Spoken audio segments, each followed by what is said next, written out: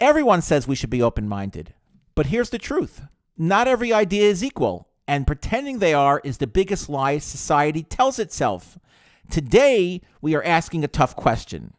How much room should a society really make for differences? We say all ideas are equal, all values are welcome. But in practice, we constantly draw lines about what counts as legitimate and what doesn't. And those choices matter. I'm Amiel Cohen, and I help people make sense of life's puzzle by connecting the pieces across health, faith, psychology, and culture.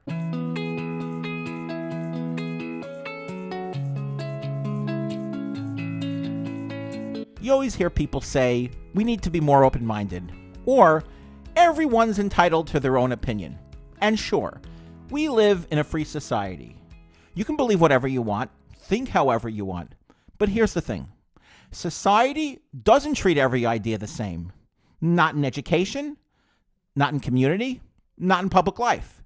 We make judgment calls all the time, and we have to. That's not authoritarianism. That's how civilization works. I'm Amiel, and today we're going to explore a hard truth. We don't have complete room for differences.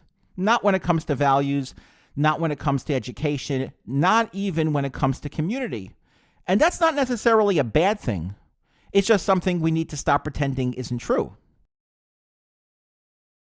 Let's take education. Conservatives often say, we want schools to educate, not indoctrinate. But here's the thing. Every form of education is indoctrination, in some sense. Not in the creepy, culty way. But anytime we teach kids that democracy is good, or racism is bad, or human rights matter, we're making moral judgments. And we should. The question isn't whether we're pushing values, it's which values we're pushing and why. And it's not just with hot button issues. Even something as basic as math carries values. When you teach that 2 + 2 = 4, you're not just teaching a fact, you're teaching that truth exists. That there's such a thing as a right answer. That's not nothing. That's a worldview, and it shapes how you see reality. And it's not just education. Look at how we form communities. We like to think we're fully tolerant, that anyone can build whatever kind of neighborhood they want. And that's not really true either. Imagine someone saying, I want to build a Christian neighborhood or a Jewish community. We might raise an eyebrow, but we mostly understand it. There's a culture, a tradition, a set of shared values people are trying to preserve. Now, imagine someone says, I want to build a white neighborhood. That hits completely differently. And it should, because there's no such thing as white values. That's not culture, that's just race. And when you build around race without a deeper cultural or moral core, it almost always leads to exclusion. So again, we do discriminate between ideas, between identities, between what we consider legitimate and what we consider dangerous. And the line we draw isn't perfect, but it's there for a reason. Societies have to stand for something. You can't build a functioning country on pure neutrality. I've thought a lot about this because I grew up in a community with strong values, Jewish values, religious values, cultural traditions. And yeah, we mostly lived around other Jews. But nobody ever knocked on a non-Jewish neighbor's door and said, you don't belong here. That's the difference. It wasn't about excluding others. It was about preserving something meaningful for ourselves. And sometimes I wonder, what if I didn't grow up with those values? What if I were someone just searching for identity? And all I had to grab onto was the idea of being white. That's not identity. That's just skin. And it leaves a vacuum that gets filled by resentment and extremism. Because people want to belong to something. The question is, what are they belonging to?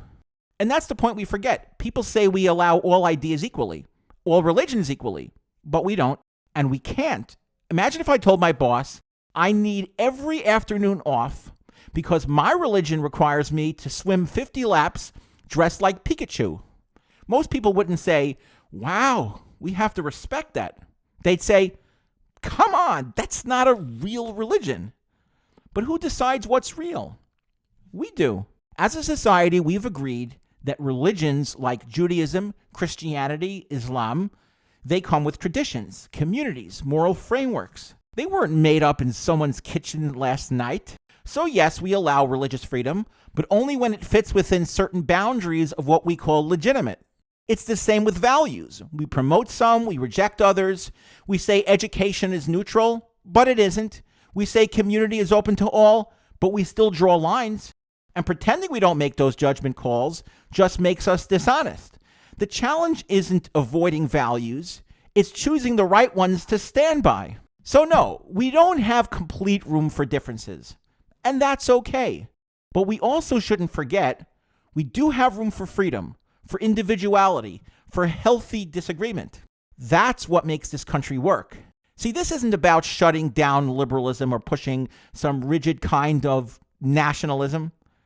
I don't want a country where people are forced to pray in school or pledge allegiance to one religion.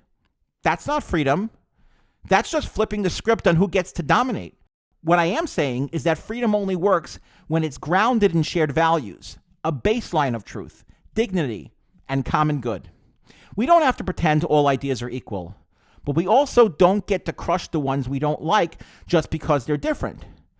Somewhere between total relativism and authoritarian certainty, that's where a free society actually lives. I'm Amiel, and if you've made it this far, you're the kind of person who actually wants to think this stuff through. So let's keep doing that together.